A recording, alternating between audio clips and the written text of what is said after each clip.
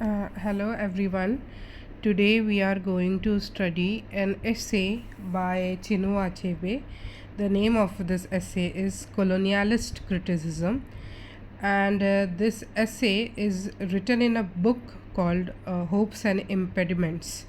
So it is a collection of essays in Hopes and Impediments. There is a collection of essays which Achebe has collected or given a lecture on for 20 something years. So there are lots of essays, and a lot can be discussed in all these essays.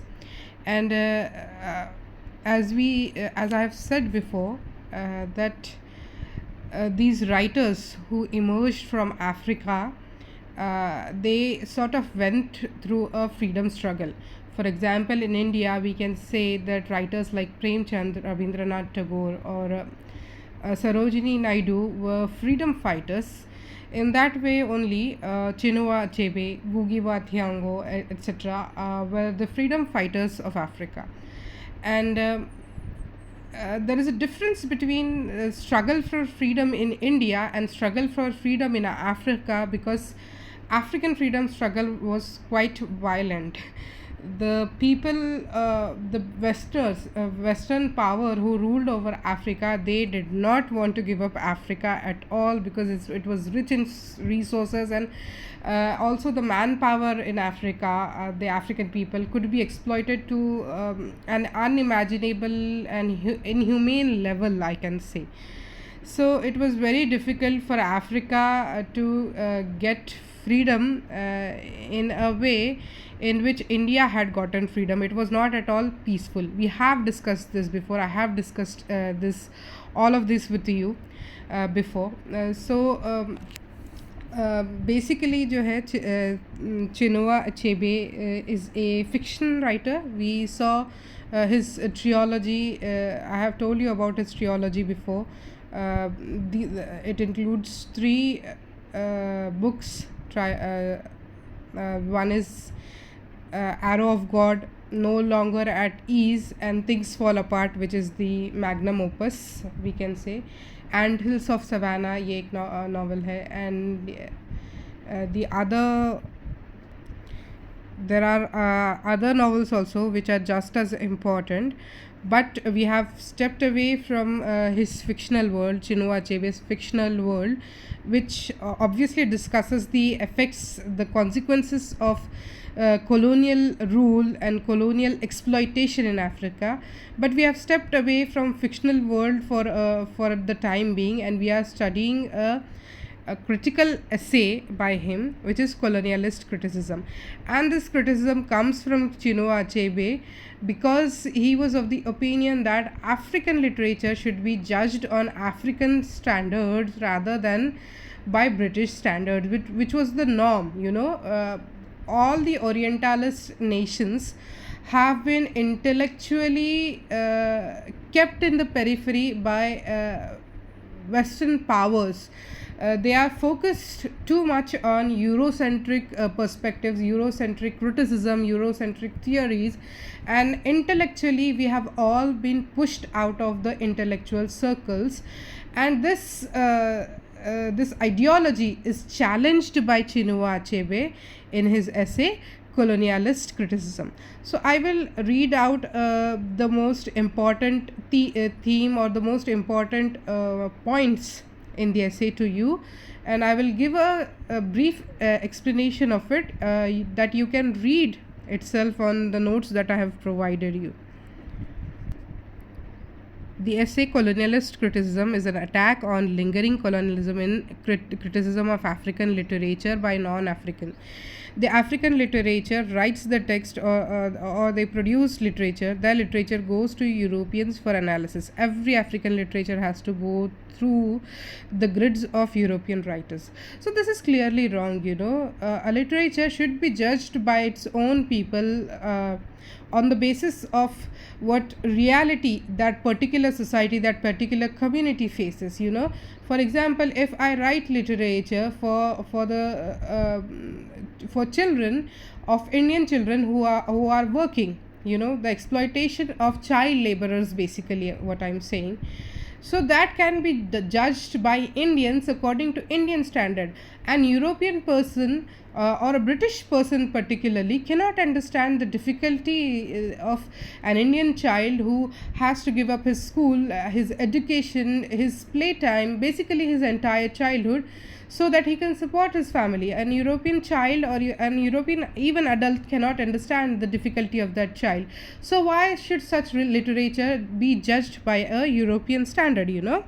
They have to meet the criteria set by the European writer. African writer wrote the text for African people, but European people analyzed it. So this analysis is obviously going to be very warped, you know.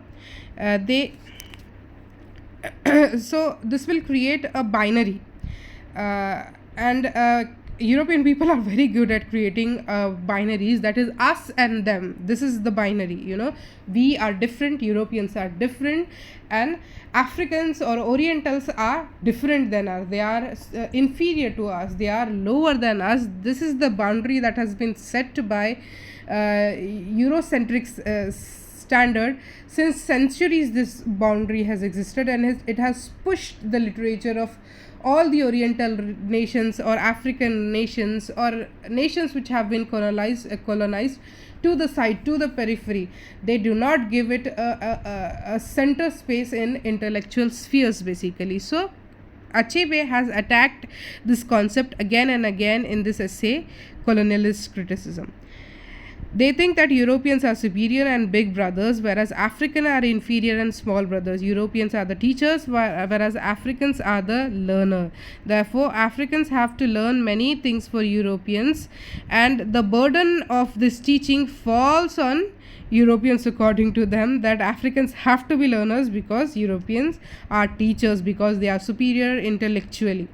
Therefore, Europeans feel that they know more about African literature and art and culture than Africans themselves. You know, they know their natives, they know which native belongs to which tribe, and which tribe has certain stereotypes. So they claim that they know African tribes, African culture more than Africans themselves, because Africans fight amongst each other and they do not know each other's culture. So this is the mainstream ideology that is pressed on public again and again by European intellectuals.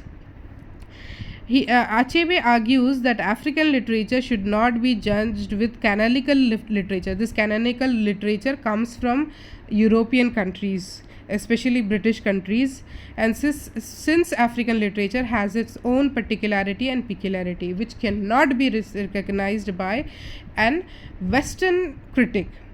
The mask of European civilization does not know the history of African people. So Achebe's claim is that blacks, the colonized blacks, should write their own history, neglecting what has been universalized. He argues that if a text is judged from European perspective, it doesn't get right evaluation, and the essence of text is killed, which is quite truthful. Chinua Achebe see the analysis of this particular section.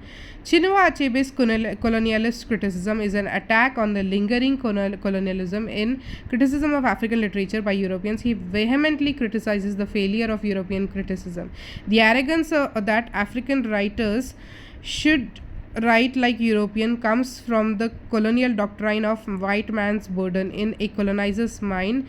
This is an arrogance which promotes them to say that they know their natives. This is clearly visible in Joseph Conrad's Heart of Darkness, which Achebe has criticized in another essay, which is also published in Hopes and Impediments. Achebe unveils the sense of superiority found in colonialist criticism and promotes the idea of analyzing the African literature on its own term. He urges the colonialist critic to be purged of the superiority and arrogance which history so insidiously makes them heir to.